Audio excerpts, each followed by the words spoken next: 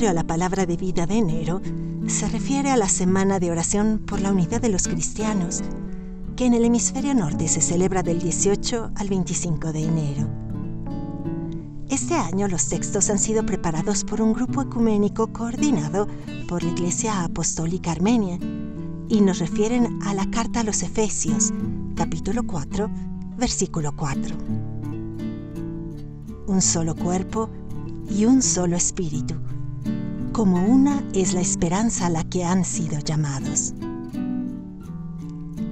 En la Semana de Oración por la Unidad de los Cristianos, estamos invitados a concentrar nuestra atención en un tema en particular, el que se refiere en la carta de Pablo a los Efesios.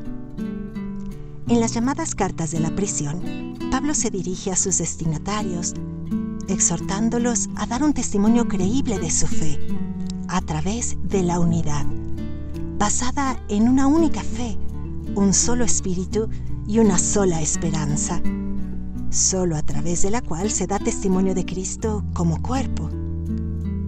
Un solo cuerpo y un solo espíritu, como una es la esperanza a la que han sido llamados. Pablo nos llama a la esperanza. ¿Qué es la esperanza? ¿Y por qué se nos invita a vivirla? Es un brote, un regalo y una tarea que tenemos el deber de custodiar, cultivar y hacer fructificar para bien de todos.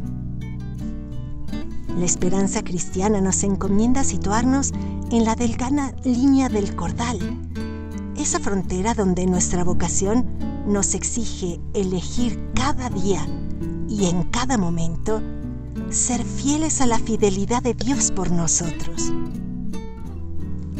Para los cristianos, nuestra vocación, nuestra llamada, no es un asunto solo entre el individuo y Dios, sino que es convocación.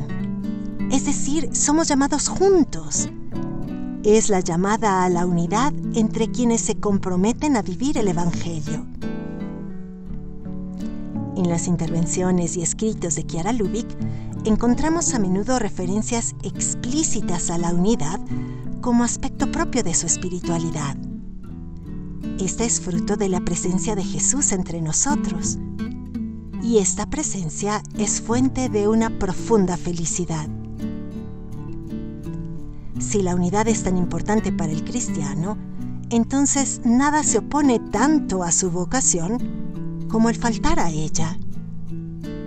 Y pecamos contra la unidad todas las veces que cedemos a la tentación del individualismo, que reaparece continuamente, el cual nos impulsa a hacer las cosas por nuestra cuenta, a dejarnos guiar por nuestro juicio, nuestro interés o prestigio personal, ignorando o incluso despreciando a los demás, sus exigencias y sus derechos.